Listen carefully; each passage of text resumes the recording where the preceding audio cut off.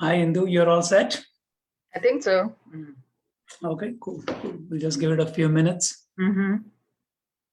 Hi, Indu, you're all set? I think so. Okay, cool. We'll just give it a few minutes. Mm-hmm. Hi, Indu, you're all set? I think so. Okay, we'll just give it a few minutes. Mm-hmm. Hi, Indu, you're all set? Why is this repeating? Yes. Oh my God. Oh no. Yeah, it's a repeat mode. Why is this repeating? Yes. Oh my God.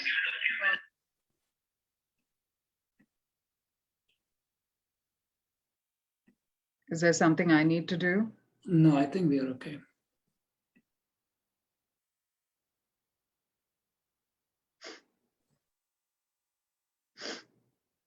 It stopped, I think. Can you hear me? Yes, I can. Okay, cool.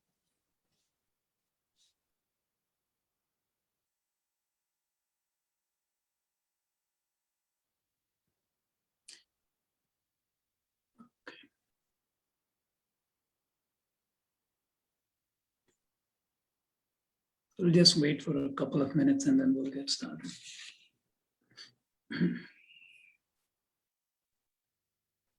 I just saw Babu joined. Mm-hmm. Yes, I joined. I'm going to go on mute. Okay. Hey, Babu, if you can, I don't know, do you have a Facebook account or you don't? I don't, Pradeep. You don't. Okay. Okay.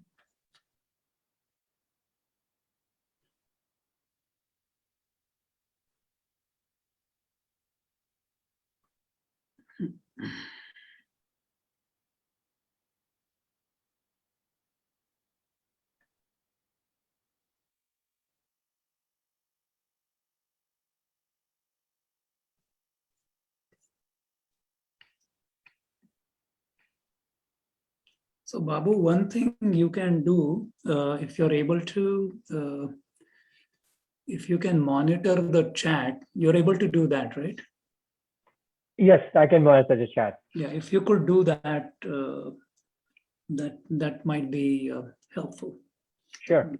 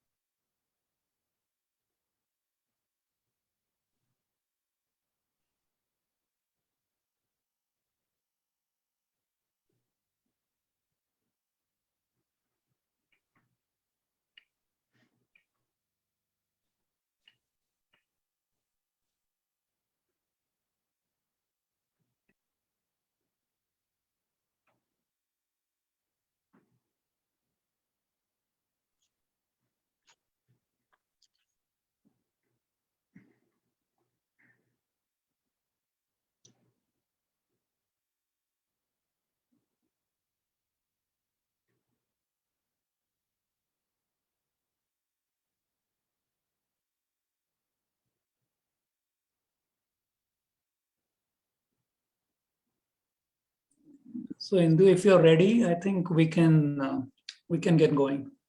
Okay. Okay. Sounds good. Okay, wonderful. So, thank you, everybody. I hope you can hear me. This is also being streamed live on Facebook. And I think a lot more of you are probably watching it on Facebook than here. So it's my real pleasure to welcome all of you. My name is Pradeep Fulay. I'm based in Pittsburgh. And I'm very, very pleased that all of you are joining in here today, either on Zoom or on Facebook Live. And it's my true pleasure to welcome our good friend and Indu Poornima. Dr. Poornima is really a renowned an accomplished cardiologist. She actually has been serving as a director of preventive cardiology at Allegheny Health Network. And she is also the director of the Women's Heart Center in the same health system, which is the Allegheny Health Network, which is based in Pittsburgh. She also holds a title of associate professor at Drexel University. Indu Poornima graduated from Stanley Medical College in Chennai, India, which used to be Madras. And she did her fellowship and residency in Wayne State University in Detroit, and then followed by Medical College of Wisconsin and at the very renowned Mayo Clinic. She has been in Pittsburgh practicing cardiology for last 21 plus years, and has been rated consistently as one of the best doctors in Pittsburgh magazine list year after year. She is also currently serving as the president of the American Heart Association's Pittsburgh chapter. Dr. Poornima has published extensively in the areas related to cardiovascular imaging and with a focus on prevention. That's why we are here today. And she has trained many, many cardiology fellows and medicine residents in her capacity as a program director for the cardiology fellowship, as well as professor of medicine. As I mentioned before, she is a faculty member, a professor in Drexel University College of Medicine. One of the nice things that I think Indu does, in addition to everything she does professionally, that she has been very, very generous with her time. And Indu, we really thank you for doing that for us. About 2.5 years back, we had a similar event in Pittsburgh in which Dr. Poornima really enlightened a lot of people on the importance of cardiovascular issues, especially as they are seen in the South Asian population, and Indian Americans included, but also people of South Asian descent in general. So I'm going to again thank you, Indu. She lives in Pittsburgh, not too far from where we are in Wexford, Pennsylvania. She has a wonderful family. Narayan Babu is her husband, who is also a good friend of mine. And they live with their 2 children in the Pittsburgh area. So without further ado, I'm going to turn it over to you, Dr. Poornima. And then the way this event is formatted, is we will hear from Dr. Poornima for about 25 minutes as to what she has to say about most important issues related to this silent epidemic.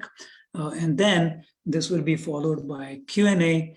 If you have any questions, please drop them in the chat.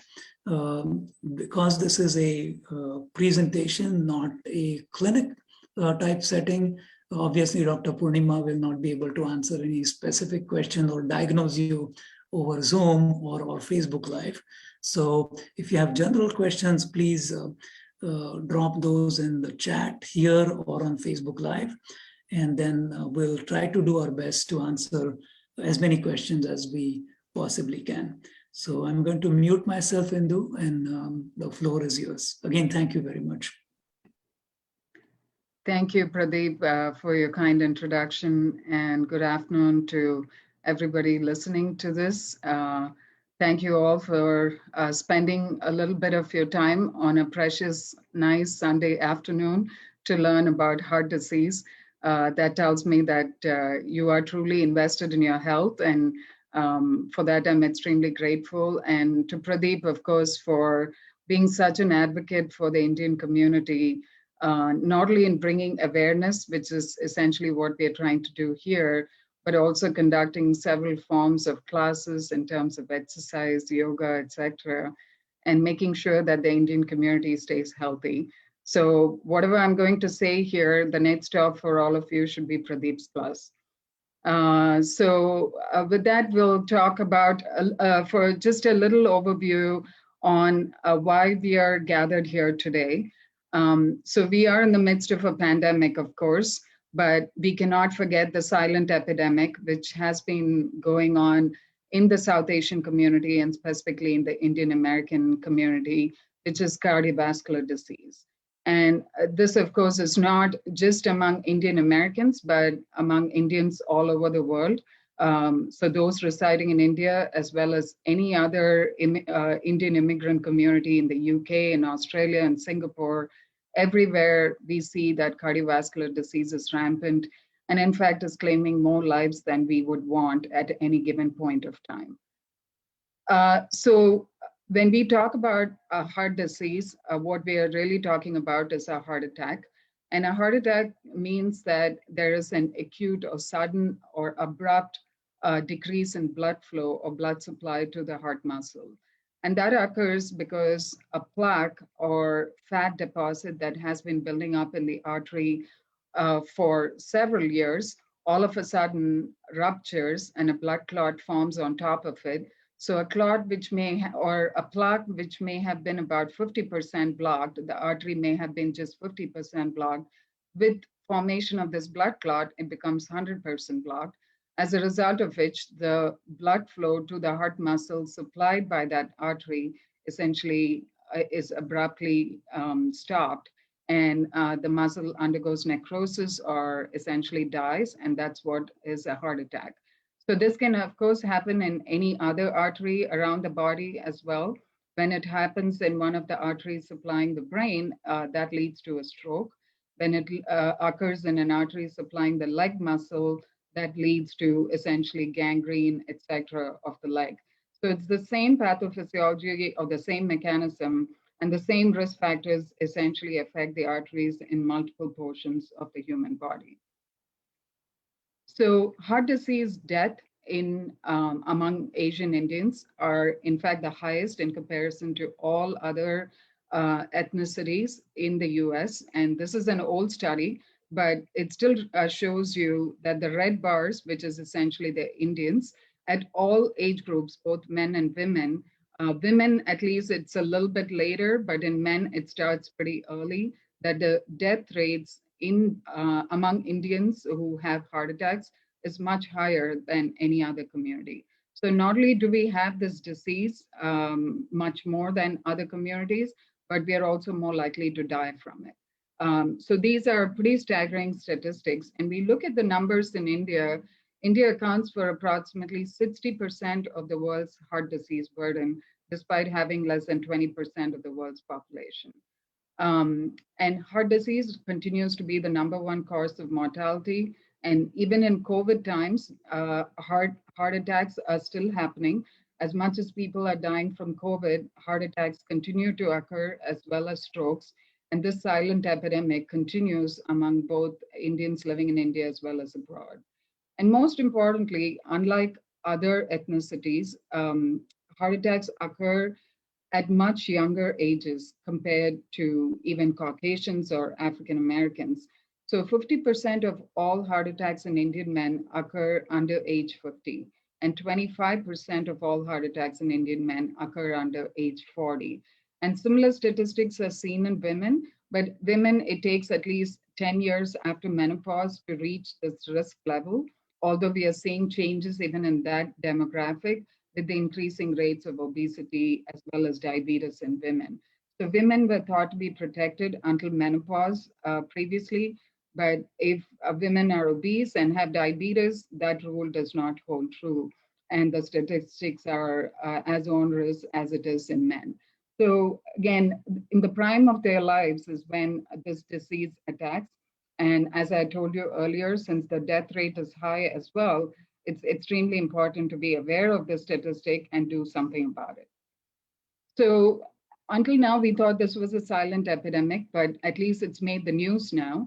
So the New York Times, this was in 2019, had a headline article that says, "Why do South Asians have such high rates of heart disease?" So it's really made it out of the press. And in fact, one of the senators, Pramila Jayapal, introduced a bill in Congress to increase funding for cardiovascular research among South Asians. I think the bill has passed the Congress, but it still has to go through the Senate. But definitely the awareness is increasing both in the community, the research community, as well as now it's among the general public as well, that South Asians do have a much higher risk of heart disease. So along those lines, there was a study that I think I talked about this when we spoke about 2 years ago, for those of you who were there at the event, the Masala study, aptly named, Mediators of Atherosclerosis in South Asians Living in America. It's a joint study where the primary investigators from Northwestern University in Chicago and from UCSF. And this is a nationwide study that is looking at South Asians who have risk factors for heart disease and are conducting different sorts of blood tests, imaging studies, etc., trying to find out, what exactly is the reason that we develop heart disease about a decade or more sooner compared to other ethnicities. So the study is ongoing. It's a 10-year study, and it started back in 2009. So we are still awaiting results, complete results from the study, but there are some ongoing reports that have come out from this. So when we talk about cardiovascular disease, we have to understand what increases risk. So there are factors that obviously you can change, but there are those that you can. And of course, it is a disease of age. So that's not something you can change. Males are more prone compared to women. Women, as I said earlier, seem to be protected until they attain menopause for the most part. Race and ethnicity, we already talked about. And family history, it's so important to be aware of your family history. So if you have a first-degree relative that developed a heart attack or stroke or had diabetes, especially before the age of 60, then you need to be extremely vigilant about your own health, and not starting at age 60, but probably starting at age 20. Because this is a progressive disease. This does not happen all of a sudden in one day. It happens over years. And therefore, the sooner the prevention can start, the more likely the success would be. Genetics, as just like family history. So if you know you have a family history of early cardiovascular disease, get tested for certain genetic abnormalities, one of which is called lipoprotein A. So this is a specific lipid or cholesterol abnormality that seems to occur very commonly in South Asians. About 25% among people who present with heart attacks, South Asians who present with heart attacks, have elevated lipoprotein A. And this is not something that is picked up on a routine blood test or a routine cholesterol test, but it's something that you can ask your physician about. And if they are not familiar, they can refer you to somebody who is familiar. But this is a lipid abnormality that accounts for a significant proportion of those who have a strong family history of what we call as premature cardiovascular disease. Things that you can help regardless of family history, regardless of race. First is weight and obesity. And I'll talk a little bit more about weight and obesity in a little bit. Physical activity as well as stress management, smoking, alcohol, diabetes, high cholesterol, and high blood pressure. So knowing your numbers with respect to all these risk factors is the first step. And just like you look at your financial statement on a yearly basis or monthly basis, you need to at least look at your heart disease risk numbers at least twice a year. And this needs to be done obviously with your primary care physician, or if you do have a cardiologist or endocrinologist, certainly with them. Ask all the questions you need to, do not be shy, and then follow directions, and most importantly, make lifestyle changes. And the one good thing about heart disease is that it is completely preventable. It is not something you're completely destined for.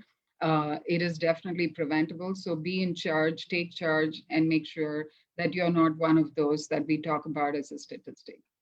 So when we talk about numbers, what do they need to be? The first is blood pressure. So there is a top number called the systolic blood pressure. that needs to be less than or equal to 120. Diastolic blood pressure, less than or equal to 80. Make note that you have a home blood pressure monitor. So when you walk into a doctor's office, you're always rushed. Everybody's running late. We are trying to do multiple things at the same time.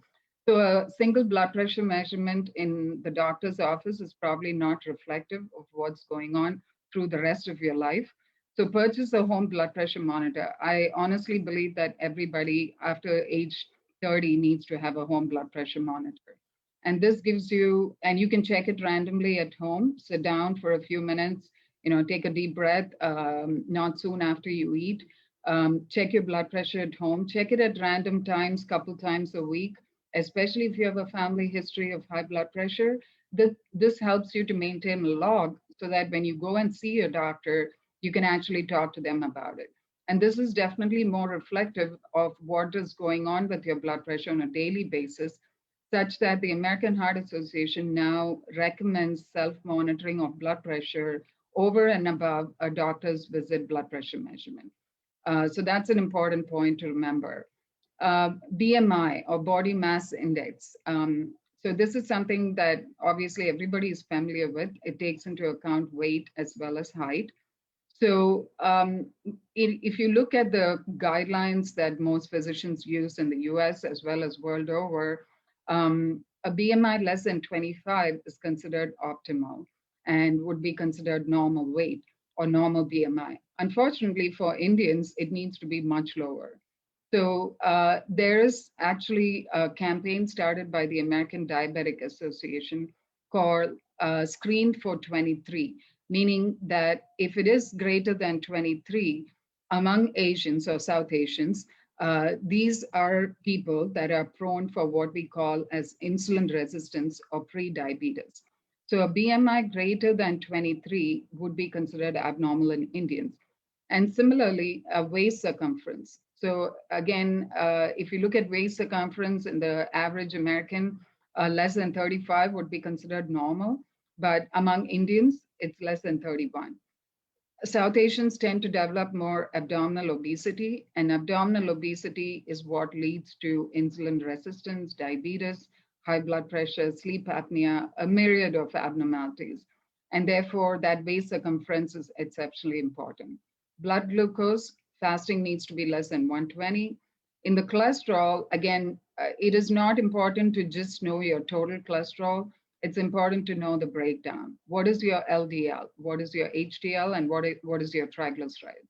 And among these, the LDL and the triglycerides are considered the bad cholesterol, and the HDL is considered the good cholesterol. So the higher the HDL, the better, and the lower the LDL and the triglycerides, the better. And these are the numbers that typically would be considered as low risk. Typically, again, Indian Americans or Indians tend to have a low HDL, high triglyceride profile, and that's considered, again, to be sort of the premonitory sign of insulin resistance or prediabetes. Exercise, you have to look at this again as a number. We are all used to numbers. I think we are very well attuned to that in different aspects of life. So look at exercise also as a number, a minimum of 150 minutes per week. And you can break it down into 30 minutes 5 times a week, 15 minutes 3 times a week, however you want to do it. But this is what the total needs to amount to. And then family history, as I talked to you about. So in the Masala study, what has been published is that less than a third of the population enrolled had more than 3 ideal numbers. So most of them had 1 or 2. And more than 3 would essentially put you in the low risk category. So the limitations of BMI, as I already talked about, on the left is a Caucasian man with a BMI of 22.3, whereas on the right is an Indian male with a BMI of 22.3. The difference is that the Indian male tends to accumulate all of the fat in the abdomen surrounding all the organs, meaning the pancreas, the liver, which are the 2 most important organs. We now know that the excess fat that occurs around the pancreas may be one of the reasons that leads to inflammation and therefore insulin resistance and pre-diabetes and ultimately diabetes. So anything you can do to reduce that abdominal obesity is you're well on your way to reducing your cardiovascular risk. On the other hand, Caucasians tend to accumulate fat all over their body, and that's not as risky as somebody who has fat just around the abdomen. So regardless of the BMI, where if you have an abdominal waist circumference that's high, then that would be extremely abnormal and high risk. This is not a chart I'm going to go through in detail, but if you want to look at it later, the reference is basically that screen at 23 website for the American Diabetic Association. And it shows you it helps you get to what your BMI is based on your weight as well as your height. And you can see that in South Asians, even a BMI of 23 puts you at the above healthy range, meaning that this is the time that you need to be sort of vigilant about your heart health. So again, just to reemphasize, in the masala study, South Asians with a normal weight were 2.5 times more likely to have high blood glucose, high triglycerides, low HDL, meaning a cardiovascular risk profile compared to whites. So you can have an absolutely normal weight, but if your BMI is high and if your waist circumference is high, then all of these abnormalities can start to occur. And therefore, just focusing just on the weight alone may not be sufficient. So what can you do better to better your heart health? Essentially, what we talked about all this time, simple things: eat better, move more, and manage stress. And the graphic on the right also shows you the sort of the intersection between the risk factors for cancer as well as cardiovascular disease. So after cardiovascular disease, the next most important cause of mortality among Indians is cancer. And we are again seeing all forms of cancer occur at much earlier ages compared to what it was, say, 25 or 30 years ago, both among Indians residing back home as well as here. And there is, it's the same exact risk factors: the tobacco, the diabetes, the obesity, hypertension, sedentary lifestyle, hypolipidemia. So there's a lot of research being done in understanding what is the commonality between these two disease states, but clearly the risk factors are the same. So if you address these risk factors, you're not only preventing heart disease, but you're also decreasing your risk of developing cancer. So it's 2 for 1, essentially. And with respect to exercise, again, exercise not only helps to overall reduce cardiovascular disease and reduce your risk of developing diabetes, high blood pressure, etc., but it's also a great way of relieving stress. So this is a website, again, you can take a look at cardiosmart.org. It talks about all the different forms of exercise, which I have on the right. And based on the level of activity, tells you how much oxygen you use for that particular activity. And that tells you how intense the exercise is. So the 150 minutes that we talked about needs to be a moderate intensity exercise, meaning that it can be just simple walking, but it cannot be things that are classified as the 3 to 5 minutes as shown below. So making your bed, or less than 3 minutes, which is slow walking, light housekeeping. So in fact, many women back home as well as here consider that, oh, I'm doing all the things around the house, I'm keeping myself really busy, so I really don't have time for exercise. Unfortunately, that's not enough. The intensity of exercise is not enough to cause significant or to promote cardiovascular health, meaning that the muscle activity does not utilize as much glucose and burn up as much fuel, and therefore it does not lead to any significant reduction in diabetes or improve your cardiovascular health. So anything that is greater than 5 to 7 METs shown here, the top 3 are where you want to be in terms of your intensity of activity. Again, brisk walking, gardening, all of those would absolutely be considered okay.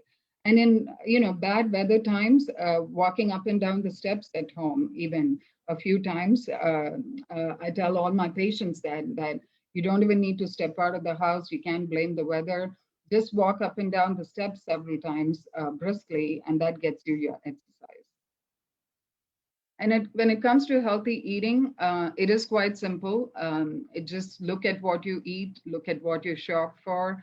The diet quality is what matters the most. As long as it is high in fresh vegetables, fruits, whole grains, low in refined grains and starches, high in beans and legumes, which of course the Indian diet has plenty of. And if those beans and legumes are not made with butter and less oil, that's even better. Less sugar, healthy oils and fats.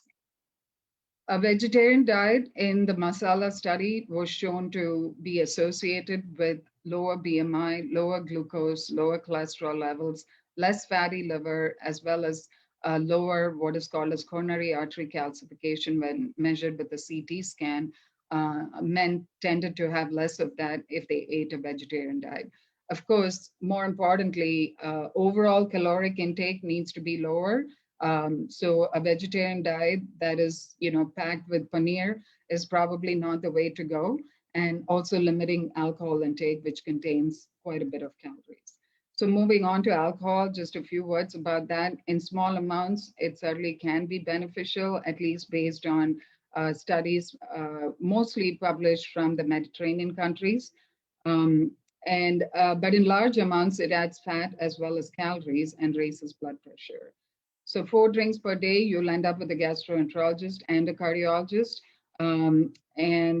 Finally, important to remember that the tolerance of alcohol or the ability to metabolize alcohol is actually much lower for women, and specifically South Asian women, and therefore important to recognize that women may be more prone to the ill effects of alcohol. So I know COVID is on everyone's mind, and so just a few words about that. So the same risk factors on the figure on the left on the top, you can see that the same risk factors, high blood pressure, coronary artery disease, and diabetes, is really what increases the risk for COVID infection as well as mortality related to COVID.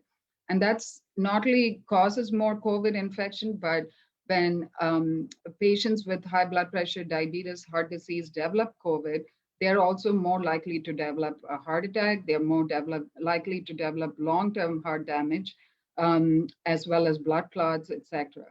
So it is a two-way street, unfortunately. So studies from the UK have shown that Indians are more likely to contract COVID and have complications related to it. And we've seen firsthand what is happening in India most recently based on the death toll related to the infection. And we think it is due to the high prevalence of diabetes and obesity that we saw so much mortality in such a short time frame in India, in addition to, of course, resources, etc.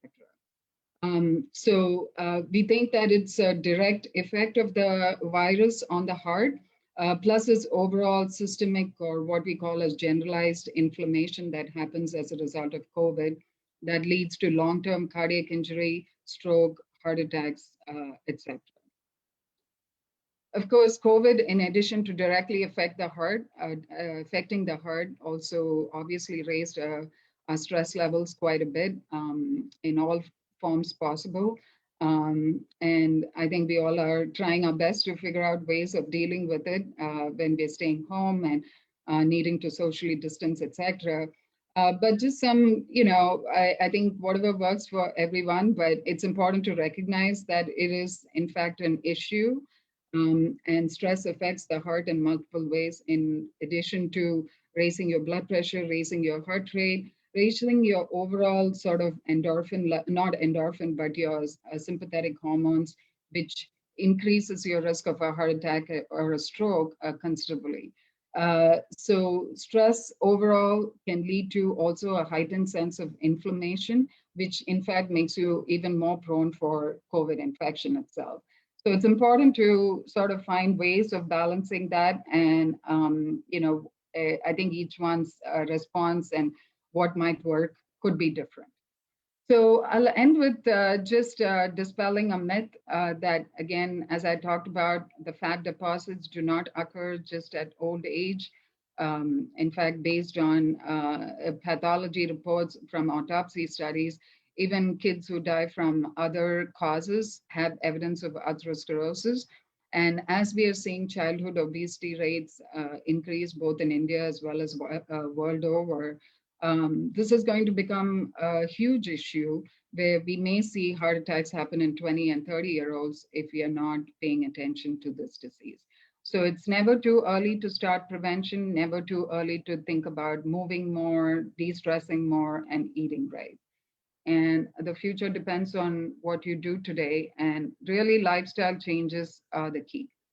So thank you for your attention, and I'm happy to answer any questions. Yeah. Thank you, Indu. That is so comprehensive and so informative. I think this is amazing in terms of you really kind of covered a lot of things there. I'm sure you could be talking about these issues for several hours to all of us, but I think you did a wonderful job in really covering the waterfront in terms of how unique are the risks to the South Asian population and what can we look for in terms of clinical measures, in terms of the numbers, LDL, HDL, triglycerides, and so on. And then also what can we do in terms of prevention, because that's really the key. Mm-hmm. So I think you touched upon both the nutrition aspects, kind of the mind-body aspects, right? So the stress level, what can we do to stay healthier in terms of heart health, and how does that all kind of connect?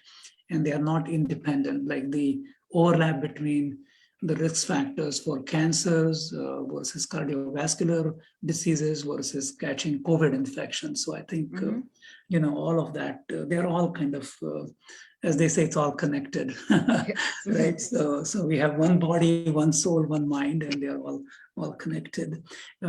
So let me take a couple of questions and I do have a number of questions for you, but I think let's want to prioritize what our people in the audience have. So one of the questions I think that came up earlier on is Anita was asking about the LP, I suppose that's lipoprotein.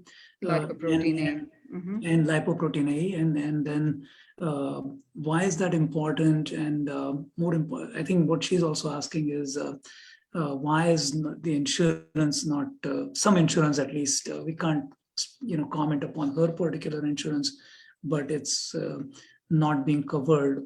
So you might be much more familiar with this than most other people. So can you please comment on that? Sure. So lipoprotein A, as I said, is a molecule that is not picked up on a regular cholesterol test, but you need to do a specific test for that. So it is not indicated in everybody, but certainly if there is a strong family history of heart attacks or strokes, especially early on in life, then the physician just needs to specify that when they order the test, and most of the time the insurance will cover for it. And the importance of lipoprotein A is it's not only a cholesterol particle, but it's also a particle that leads to clot formation. So when it's present in excess level, it causes blockages in the arteries, but it also leads to increased clot formation. So that's why it's such an important risk factor. And unless you look for it, you never know that you have it. And the other reason, especially South Asians, need to be screened for it is, it is totally genetically determined. So there's nothing you can do lifestyle-wise to change it. And more importantly, if a particular person has it, their children or their siblings may also need to be tested to understand if they are also at risk. Correct. So a related question that just appeared on Facebook Live is Rajesh is asking, similar to what you mentioned about blood pressure monitoring that we can easily do at home and we should be doing at home. Is there a similar test for lipoprotein A? Yeah, no. Unfortunately not. No, it still needs to be a venous blood draw in a lab. So no, other than blood pressure and blood glucose, As of now, even for cholesterol, there is really no testing that you can do at home. Correct. And unlike, blood pressure and glucose, which can fluctuate day to day, cholesterol really doesn't. So you just need to check it maybe once every 6 months or so. So that's really good enough. Correct. And I remember in the previous presentation, you had also mentioned a similar thing about calcium scores. Like Correct. you are of the view of that calcium scoring can also be very helpful, especially if there's a family history. That's correct. Absolutely. So calcium scoring is basically a CT scan without contrast. It takes about 10 minutes, and it gives you evidence of whether there is any calcium deposits in the arteries. And calcium, from that, you can obtain what's called as a calcium score. And if it's a score of 0, that means you have no calcium deposits in the arteries. And whereas a higher score obviously is abnormal. And in people with a strong family history, it can be a great way of risk stratifying the patient to determine how aggressive you need to be with risk factors. Correct. Thanks for that clarification. And even blood pressure, the point you made that, a lot of people actually, there's a term for it, I think, white collar hypertension. White coat hypertension. White coat, yeah. So it is good to kind of measure it, and studies have shown, I guess, left arm versus right arm, there are differences. So best is to kind of be at your comfort zone at your home and try to monitor your blood pressure. And that way it's a more statistically valid measurement as opposed to one-time measurement that you might see. So let me turn to a couple of other questions. So Vishwas is asking, this is a really good question actually. So if there is somebody who has had a heart attack, right? So what kinds of things they can do to prevent a recurrence, because I think the odds of getting one more are much higher for somebody who's had it. So can you please comment on that? Like, what can they do for to be smarter, to hopefully not get one more? So sure. Yeah. So once you've had a heart attack, you will be on certain medications for life, and that includes an aspirin and a statin. Those are two medications you cannot afford to stop, because the studies are overwhelmingly conclusive that these are medications that prevent a recurrent heart attack. So that's the first thing. The second is all of these other things that we talked about in terms of controlling numbers are even more relevant in somebody who has already had a heart attack. So keeping your diabetes under control, or if you don't have diabetes, making sure you don't develop it, keeping your blood pressure under control, making sure your cholesterol numbers are exceptionally good, meaning your LDL is less than 70 and your triglycerides are less than 150. And then making sure exercise on a daily basis is continued thereon. I think all of these are measures that absolutely can prevent a second heart attack, and are exceptionally successful at doing so as well. I tell my patients that take a look at exercise just like any other prescription. Just like you would take a medicine every day, think about exercise like that. 30 minutes, 5 times a week is a prescription you have to take. That way, you're mentally sort of thinking about it the same way like a medication. Sure. And it's actually more fun than taking medications. And yes. And I think as somebody who is a strong advocate of, exercise, we also distinguish between exercise and physical activity, right? And it doesn't need to be, going on a treadmill or, doing all kinds of, or elliptical, even though those are useful. Like you said, in winter, if you are in northern America or colder parts of the country, you could just be going up and down the steps. You could be doing a number of other things. And again, just like we related risk factors for different diseases, chronic diseases, diabetes, cardiovascular health. So similarly, exercise also affects a lot of things, right? I mean, it's not just going to help your heart, it's also helping your brain, it's also helping your muscles, right? So risk for osteoporosis, all fractures, falls. So again, all these things we kind of tend to compartmentalize at times. but really what's good for your heart is also going to be good for your brain. It's also good for your bones and muscles and the whole body, and also de-stressing. So I think that's Absolutely. another thing. So a couple of other questions with respect to some of these are more maybe clinical type questions, but we want to answer those as well. So Jyoti and Mohan, they are asking what exactly causes cardiomyopathy and what is a healthy ejection fraction. So can you maybe for the broader audience, maybe first explain briefly what cardiomyopathy is? Sure. And then we can talk about ejection fractions. Yeah. So cardiomyopathy means that the heart muscle is weak. And the heart muscle can be weak for multiple reasons, most commonly from a prior heart attack. But other reasons could be high blood pressure. So uncontrolled high blood pressure, if it continues for many years, then it results in a weak heart muscle. A lot of times with control of the blood pressure, those cardiomyopathies can actually recover completely, but some of them just do not. And that would be what is called as a non-ischemic cardiomyopathy. Cardiomyopathy that occurs from prior heart attack would be called an ischemic cardiomyopathy. Now, the other causes include a viral infection such as COVID or other viral infections. Other causes are, certain genetic abnormalities. It runs in families, sometimes cardiomyopathies.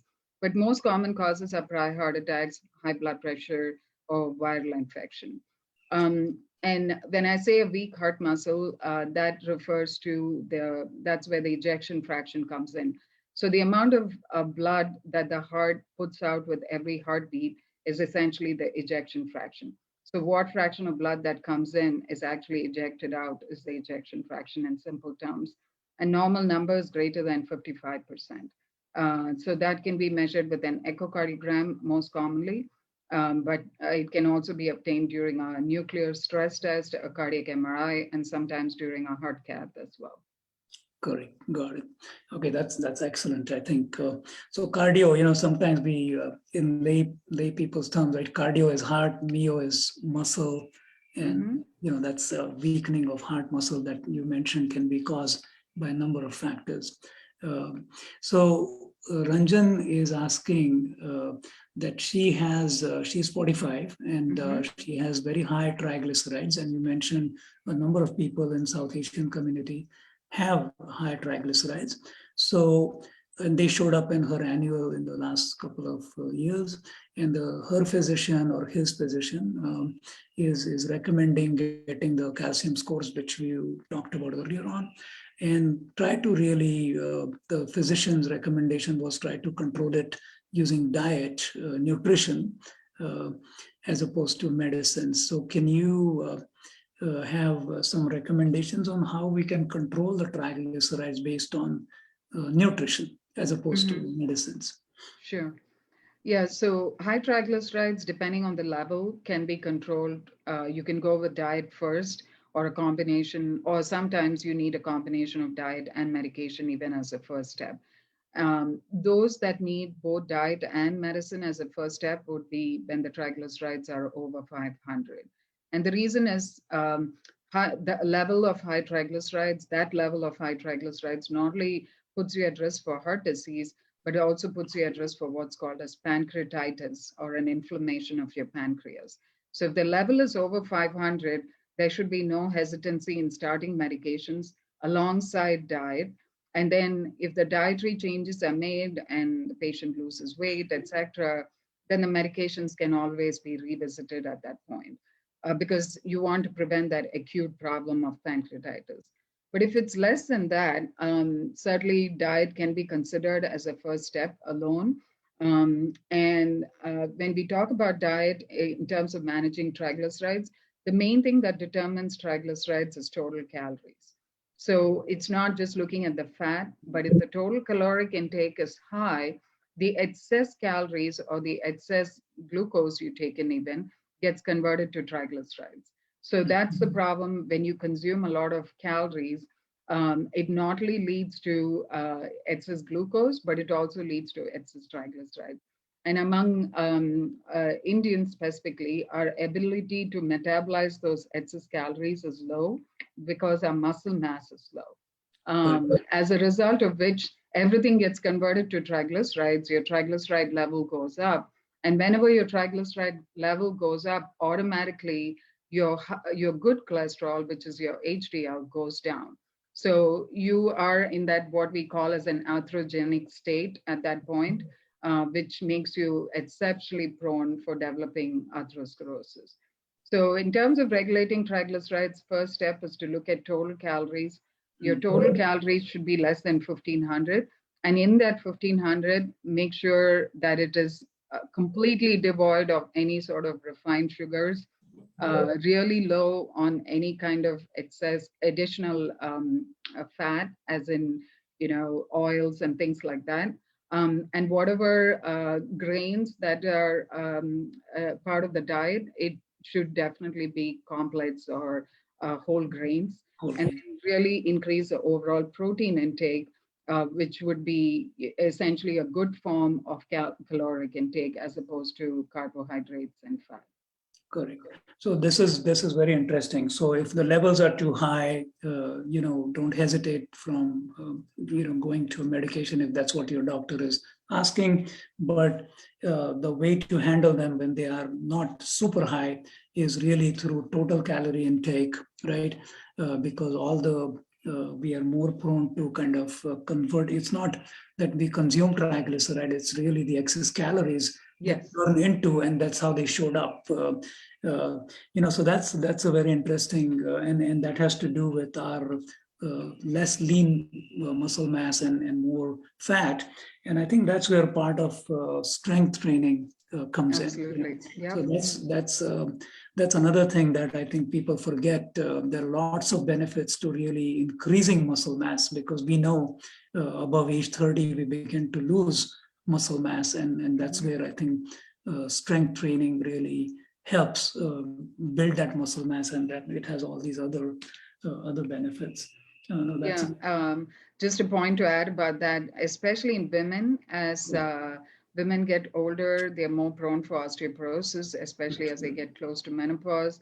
The strength training is exceptionally important, both to prevent the osteoporosis. I think you mentioned that earlier.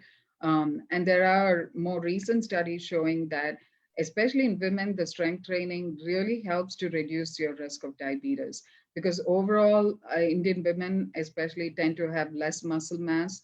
And so that resistance training increases your muscle mass, your ability to utilize the glucose, and therefore prevent diabetes. So absolutely, increasing muscle mass by resistance training is a close adjunct to aerobic exercise for reducing cardiovascular risk. Correct. And the again, like many other things, we kind of have these, and I'm as Indu, that I'm a certified personal trainer, and I do, we have for people anywhere, actually, honestly, whether they're in Pittsburgh or not, as long as the timing works out for you.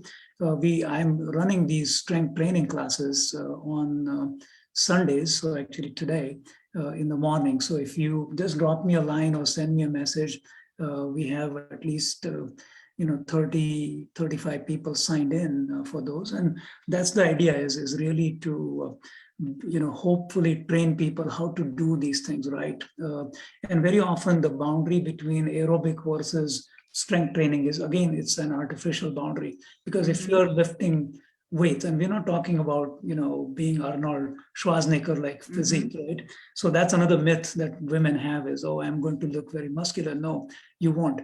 And if you can do strength training the right way, you can still get your heart rate up substantially. So this boundary between aerobic exercises versus anaerobic exercises is somewhat not as clean cut. So anything you can do, I think that's going to be very, very helpful. A couple of other questions we have. So if somebody has, people occasionally have heart palpitations, right? So let me ask you about a broader questions related to that. So this Jyoti is asking about, is that an indication of heart issues? But can you maybe, Indu, what might be more beneficial to the broader audience is really what are the symptoms for any kind of heart attack, heart issues, and are those symptoms, second part is, are they different for women than for men? I think let's maybe kind of take it into a slightly broader context. Sure. So with respect to heart attacks or with respect to heart disease symptoms, the most important obviously is chest pain. Chest pain can be described as chest pressure, can be described as a heaviness on the chest, can be described as burning, and unfortunately often gets mistaken as heartburn, which is more of an esophageal problem, but can in fact be a presenting symptom of a heart attack. So all of these are symptoms that need or merit further evaluation. Shortness of breath, especially when you are doing something that you normally do, and all of a sudden today it's making you out of breath. That is a concerning symptom for sure. And especially if that's associated with some sweating, some numbness in your fingers and arms, those can all be signs of a heart attack. So again, sudden onset of chest pain, chest burning, pressure, tightness,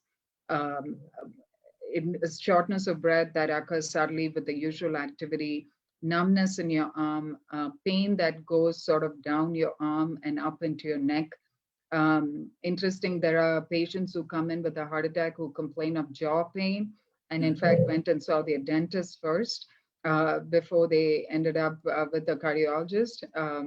So heart attacks can present in different ways, but these are the most common symptoms. Now, women compared to men certainly still have all of these other common symptoms, but other unusual symptoms can be dizziness, sudden onset of extreme dizziness, sudden onset of extreme fatigue associated with shortness of breath. Shortness of breath, in fact, occurs more commonly with women compared to men, and especially diabetic women, because diabetes over a period of time causes what's called as neuropathy.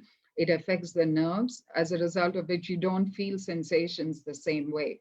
So diabetics tend to present more with shortness of breath as the initial symptom compared to chest pain because of their diabetic neuropathy. Now, palpitations hardly ever is a sign of a heart attack, but I'm never going to say never because palpitations can occur in association with shortness of breath or chest pain and may in fact reflect a heart attack. But palpitations in isolation are more likely due to an irregular heartbeat, otherwise called as an arrhythmia. Absolutely still deserves further evaluation.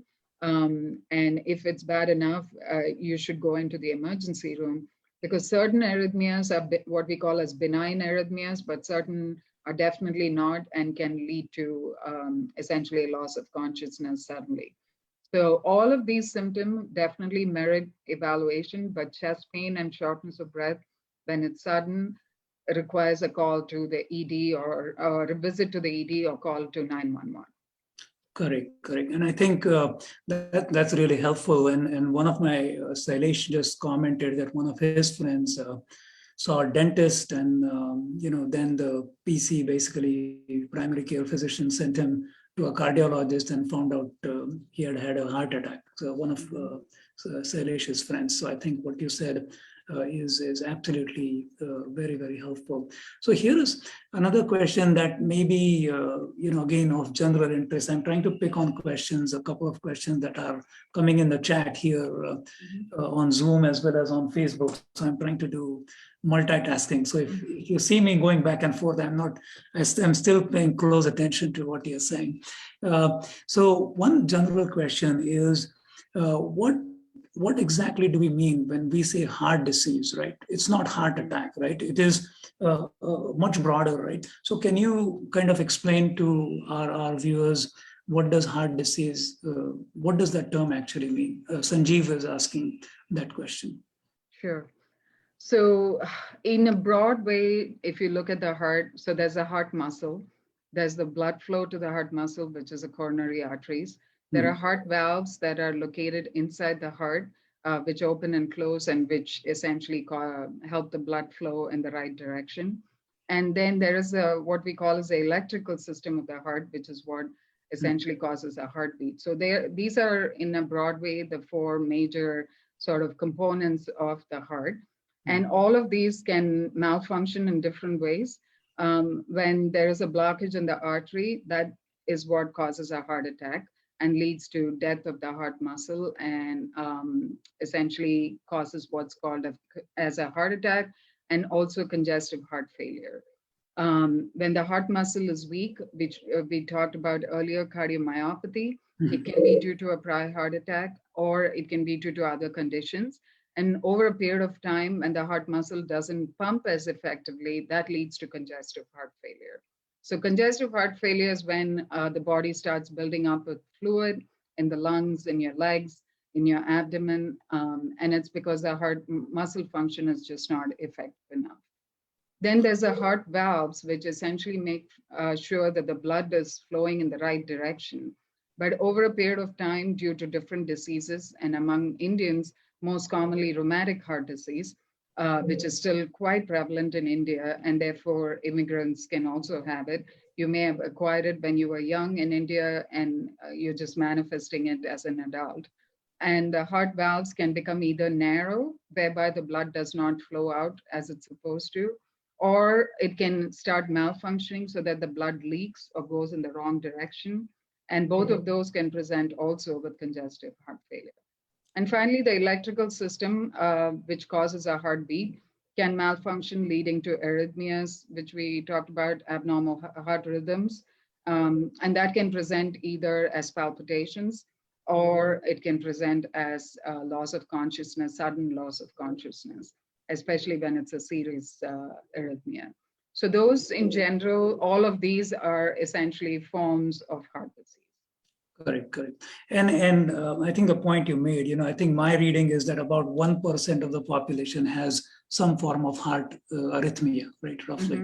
And like you mentioned, that just because you have arrhythmia doesn't mean it's big, some of them are benign, but it's always good to check. So it should not automatically alert, or you don't need to run, but you definitely need to get it checked out, because a lot of those could be just because you see something, cardiologist sees some kind of abnormality on EKG doesn't necessarily mean a serious trouble, but exactly. It's good to check. And again, just a point to be made about that is, thanks to the Apple Watch, we now have lots of cardiologists diagnosing themselves at home. I'm not talking about real cardiologist people. And I think there's a lot of error in those readings. And so don't get too excited when your Apple Watch tells you something. Correct. Yeah, absolutely. And, a lot of these things are moving towards home-based testing. And, even I work in National Science Foundation, and part of what we look at is programs that bring engineering, medicine, data science, and machine learning, and all those things together. But we still have some ways to go. We have made a lot of progress. But we still have ways to go. So one of my friends from IIT, Nazar, he's actually joining us from California, and he's asking a good question. He's saying, you mentioned numbers of HDL greater than 50, LDL less than 100, but sometimes he has heard that maybe it's the ratio between the two cholesterols, the low density, high density cholesterols. Sometimes he's heard that maybe that might be, that may also be important. So what are your thoughts on that? Yeah, so the ratio that has been studied is really the total cholesterol to HDL, not the LDL to HDL, but the total cholesterol to HDL ratio. So that's also a good, another way of looking at the overall numbers. But in terms of targets for treatment, it is still the individual components, which is the LDL and the triglycerides. Now, of note, HDL, essentially, it tells you about the risk, but it's not something that's modifiable with medications. The only thing that modifies HDL is really exercise. So the more you exercise, your HDL can go up, but there's really nothing else you can do to raise your HDL. other than lowering your triglycerides, by which your HDL may go up by a couple points as well. So weight loss, which leads to less triglycerides, may raise your HDL a bit, and then exercise definitely raises your HDL a bit. But yes, it can be looked at as total cholesterol to HDL ratio or individual components. I think they all sort of mean the same. As a cardiologist, we look at everything individually as well as look at the ratio. I think the ratio is more relevant when you don't get a full lipid panel, but especially in Indians, the sort of most common, what I talk about as an atherogenic risk profile is a low HDL and high triglycerides. So LDL among Indians is normally not terribly high.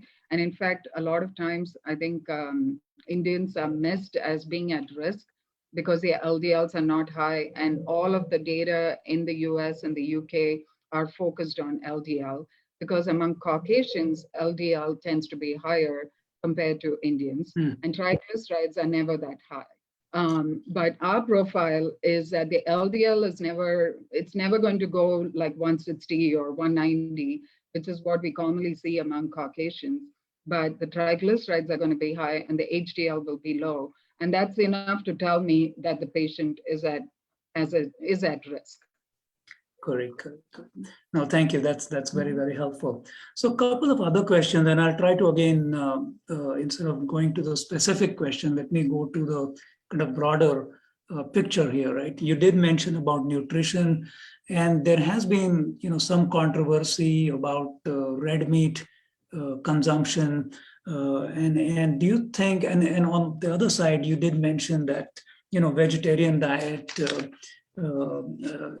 by itself doesn't necessarily mean that it's a healthier diet, right? So if there is a lot of fried food that's high in fat and saturated fats and so on. So what are your general, when somebody walks into your office and they say, Dr. Poornima, we need some advice from you on food choices. I don't like to use the word diet because that somehow restricts everything, right? Or it cannot be followed for a very long time. So what would you tell somebody who walks into your office in terms of the food choices they make? Yeah, so I think the first thing is to make sure that, the dietary advice or nutritional advice is individualized. I don't think there is one size fits all. Exactly. And it needs to be tailored to lifestyle. It needs to be tailored to what the other person normally consumes. So, for example, if it's a Caucasian from Westmoreland County, I cannot say the same things as I would say to you or to, so because that's not the diet that they're used to. Right. I cannot tell them eat more beans and legumes because they've never eaten beans or legumes ever. So overall, I think in terms of cardiovascular health, the main thing, again, I would reemphasize is the total caloric intake. That in all forms needs to be reduced, meaning that it needs to be compatible with your activity level. And there are lots of charts out there which tells you for a moderately active woman, what is considered okay, and male, how many calories you need per day. And if you are somebody who's overweight, then obviously you need to be lowering that amount in order to lose weight. So as general principles, yes, red meat, definitely there is data to show that consumption of red meat, not only it says consumption of red meat, which is based on the traditional American diet, does seem to lead to a higher risk of atherosclerosis, higher risk of high blood pressure, and actually certain forms of cancer, including colon cancer. On the other hand, seafood, other forms of meat such as tuna, chicken, especially the way you make it, I think is as important as the actual meat itself. And that's also a big component. So rather than telling the person what are the forms of meat to eat, the way they cook it should be equally important. And in terms of other sort of diets, if at all, I would advise is to, in principle, follow the Mediterranean diet. Which again is high in rich in fruits and vegetables, nuts, very light on meat, and probably higher in seafood, which definitely has been studied and shown to both decrease heart disease as well as cancer risk. So there was a question before, I think, related to that, since you mentioned Mediterranean diet, which advocates olive oil compared to many other. And in Indian cooking, we use, at least some people use peanut oil and coconut oil and so on. So is there, and I know this is more getting in a little bit in the details of nutrition, but as a cardiologist, again, do you recommend using any particular form of oil, or what is your general advice? Again, understanding everybody's different and so on, but what's your general advice on that? Yeah, so again, very controversial area. There's studies coming out every day saying this is better than that. So it seems like a moving target, but in general, I think, again, oils that are high in polyunsaturated fats are good. So olive oil, canola oil are definitely healthier. Now, olive oil at higher temperatures is obviously not a good thing, and therefore, if you are using it for frying and things like that, which you should be avoiding anyways, but if you do utilize, do want to consume something fried, olive oil is probably not the best thing to use. Certainly, there's been a lot of discussion about coconut oil, and I see people eating coconut oil by spoonfuls, but that is definitely not advocated, regardless of what the media is telling you, and especially in Indians. And just to make a point about that, Kerala has the highest risk of cardiovascular disease in India. So there's your evidence that obviously that's not healthy. So coconut oil is something that you definitely want to avoid. So look at the polyunsaturated fat content of the oils, and based on that, use it. Olive oil and canola oil would definitely be high up on that list. That's right. That's right. I think that's pretty much it. Yeah, no, thank you. And again, very often, Dr. Purnima, as you mentioned, these studies or these reports come out, and very often we don't know who is actually supporting them. Yep. So very often you hear, something is good for you. You just have to, as they say, follow the money, right? So figure out who's funding those studies, and then why the outcomes are. So again, my daughter Arohi, she's in nutritional epidemiology, and in that field, just like across many other fields, they are very, very careful about figuring out these studies, that there is no bias that is built in, so the outcome is not predetermined in any way. So a couple of things you mentioned, sugars, and a lot of people who have diabetes, and you made that connection between type 2 diabetes, which is very, very prevalent in India, and actually even growing. So what about sugars in general? And then there is a question, I don't know this person's name, but he or she is asking that sugars from fruits, are those kind of okay while you're watching sugars overall? Yeah, so sugars, and specifically to that question, sugars in fruits are not simple sugars, and therefore are good to consume. And again, the other components of the fruits, the vitamins, the other nutrients that are in there, the fiber content, all of that, the absorption of that sugar is also different compared to when you eat a candy bar. So definitely overall decreasing the simple sugar content, which is found in all sort of prepared foods, is important to avoid. Adding a teaspoon of sugar to your coffee or tea, maybe once a day, is not a big deal. It's not going to cause diabetes by itself, but it's again, what causes diabetes is not just the sugar, but again, going back to the total calories. So when you have excess calories and low muscle mass, your body does not know to utilize those calories. And that's what leads to high blood sugar. That's what leads to insulin resistance. Because insulin resistance is when your muscle cannot take in all that glucose. Insulin is required to take up for the muscle to take up glucose, but the muscle is unable to consume all that glucose that is made available to it, and therefore it gets converted to triglycerides. It leads to inflammation of the pancreas and ultimately leads to diabetes. So total caloric intake needs to be watched as much as consumption of simple sugars in order to avoid diabetes. Got it. And your point about, sugars coming from fruits, it's not just sugar, it's a whole package, right? It's fiber, minerals, vitamins, Yeah. everything. And that's why I think what you said is very, very true. What about a lot of people kind of want to use, Splenda or, stevia? There are whole range of sugar substitutes. So are those, and again, that's a controversial kind of area. So is there any general guiding principle on that in terms of artificial sweeteners, if you will, versus sugar, just plain sugar? Yeah. I won't claim to be the expert on this, first of all. But in general, I think artificial sweeteners, especially the older ones, are best avoided.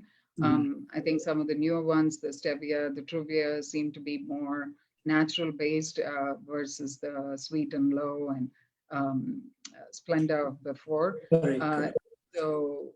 And again, some of these effects, I don't think we'll know for years to come, unfortunately. Yeah.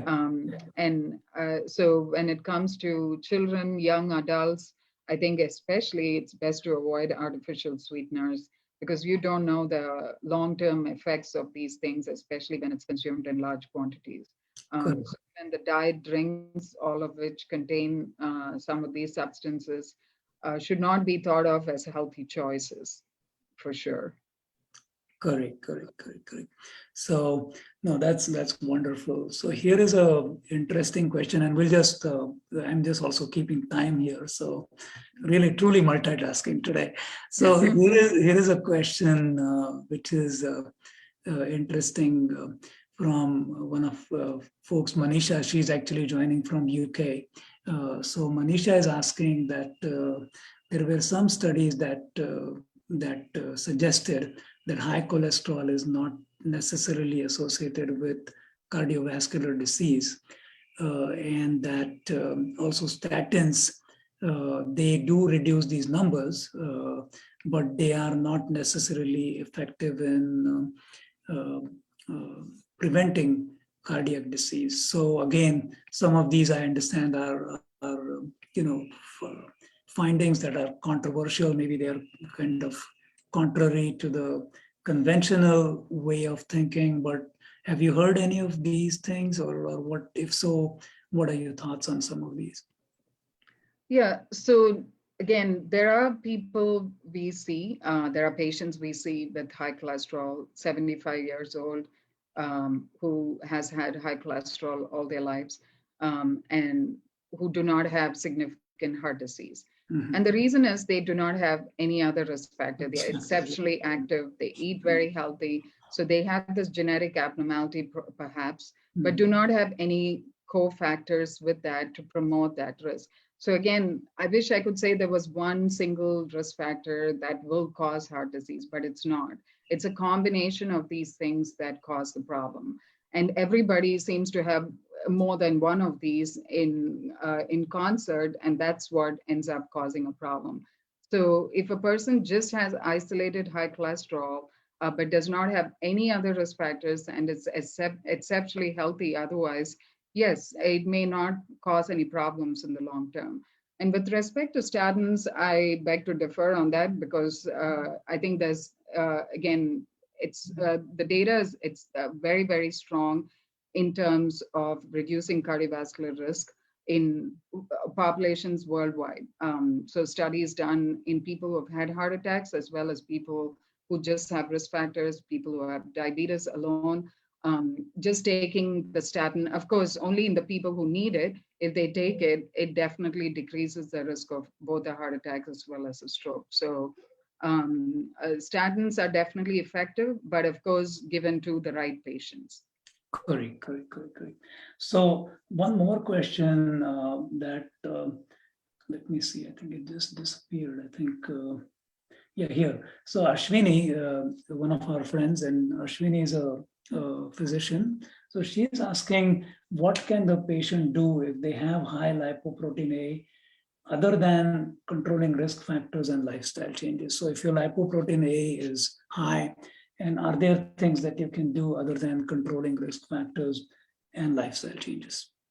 Yeah, so when you have elevated lipoprotein A, I think the first thing to do is to look for evidence of, say, coronary calcification. If you already do not have any symptoms, of course, if you've had a heart attack, you will be on a statin just by virtue of that.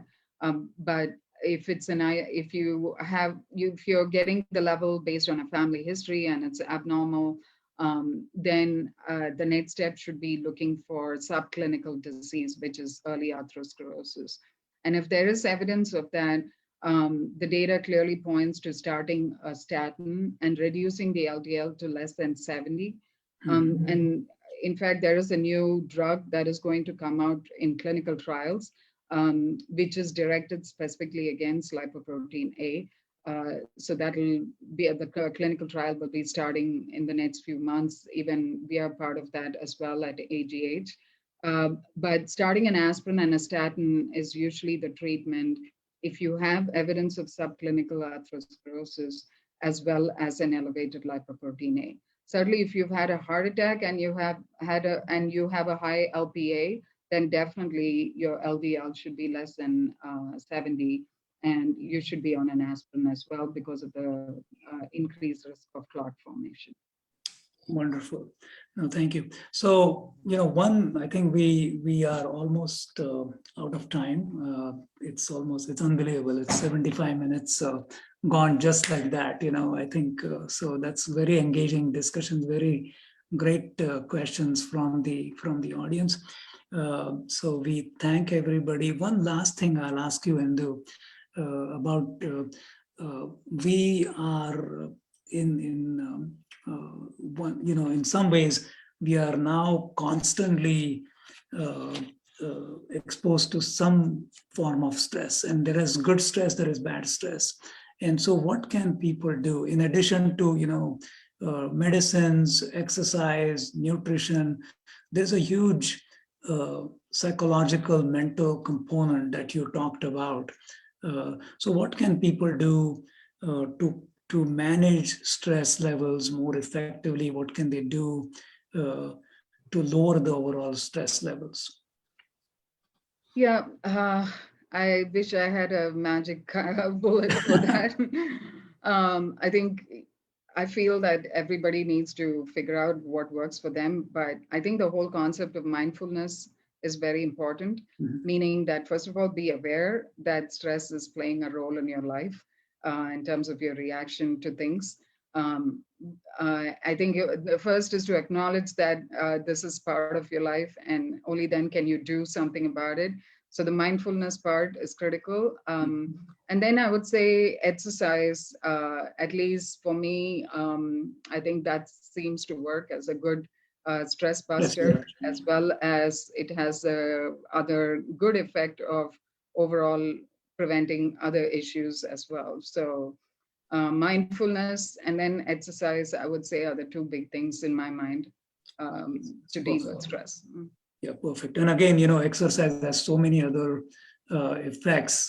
This is beyond cardiovascular, right? It has been known to reduce the incidence of dementia, Alzheimer's. So whole range of, it's as good as antidepressants and so Absolutely. on. One last quick question, I think, and then we'll Monica, one of my friends, she's saying she loves mindfulness practice, and then she goes on retreats and practices that. So really, I think anything you can do will be helpful. So one last question, and we'll really close it off, is Anita has been asking about, there's a medicine called Welchol. Sorry. So what are your thoughts on that one? Yeah, Valcol is an old medicine that reduces cholesterol by decreasing the absorption of cholesterol. It is effective, not as well studied as statins, but it is effective in lowering your cholesterol level. So I'm not sure what the question is specifically, but it is effective in reducing cholesterol. Yeah, I think that was the question.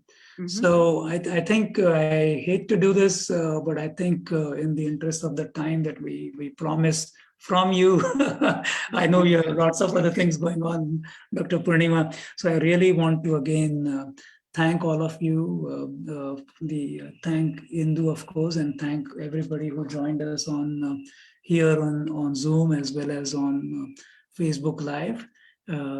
We are very appreciative of your interest, your time. Stay healthy, follow what Dr. Purnima has been telling you, talk to your primary physicians, get your dental checkups. That has been shown to link to cardiovascular, disease as a precursor to that.